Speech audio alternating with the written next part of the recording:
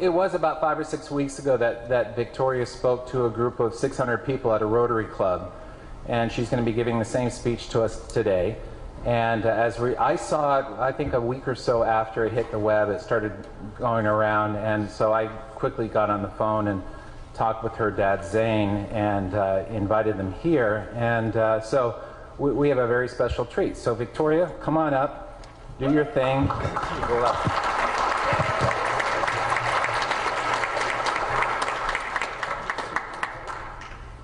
Have you ever wondered why Canada is in debt?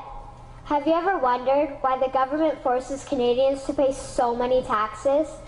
Have you ever wondered why the bankers from the largest private banks are becoming wealthier and the rest of us are not?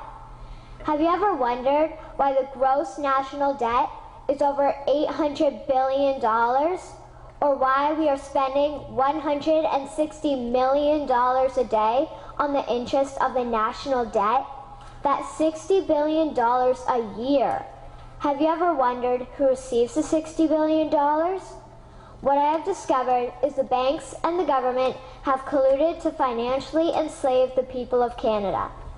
I will share with you 3 important points of reference, which will hopefully spark enough interest and concern for you to continue the research on your own and to engage your government to stop this criminal act against the people of Canada. First, we will briefly examine the Bank of Canada. Second, we will see how our banking system works today. And lastly, I will offer a viable solution that we can petition our government to implement. A very little known figure in Canadian history is J.L. Grattan McGeer. He was a lawyer, Member of Parliament, and Mayor of Vancouver. His contribution to Canada is probably the greatest in our history. He championed the creation of the National Bank of Canada, whose sole purpose is to create and manage Canada's money. It was formed on July 3, 1934, and owned by all Canadians. Until the 1970s, because of the Bank of Canada, Canada's national debt was held at a constant, manageable level, until the government decided to implement what we now have as our modern-day banking system that is robbing the Canadian people. So how are they robbing us? Allow me to explain how our private banks and government work today. First, the Canadian government borrows money from the private banks. They then lend the debt-based money to Canada with compounded interest. The government then continues to increase taxation of Canadians year after year in order to pay back the interest on the exponentially growing national debt. What results is inflation, less real money for Canadians to spend into our economy, and the real money being used to pad the pockets of the banks. Also, the government gave the banks the ability to loan out money that doesn't exist in the form of loans.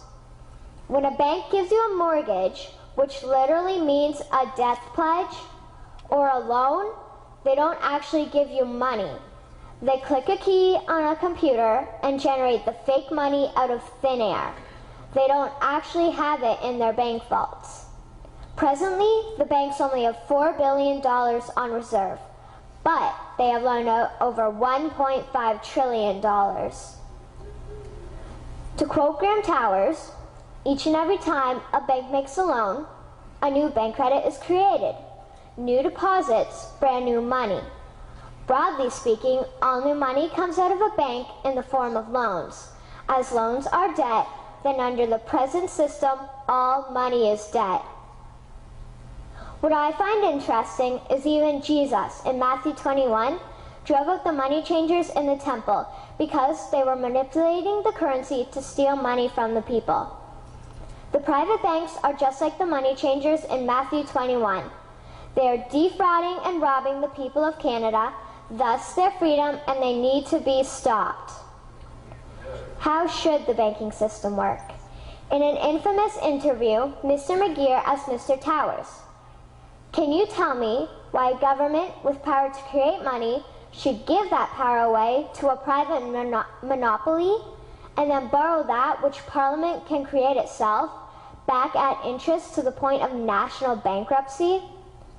Mr. Towers replied, "If Parliament wants to change the form of operating the banking system, then certainly that is within the powers of Parliament. In other words, if the Canadian government needs money, they can borrow it directly from the Bank of Canada. The people would then pay fair taxes to repay the Bank of Canada.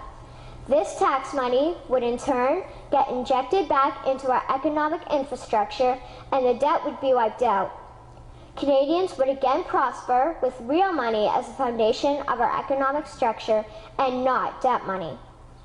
Regarding the debt money owed to the private banks, such as the Royal Bank, we would simply have the Bank of Canada print the money owing, hand it over to the private banks, and then clear the debt with the Bank of Canada.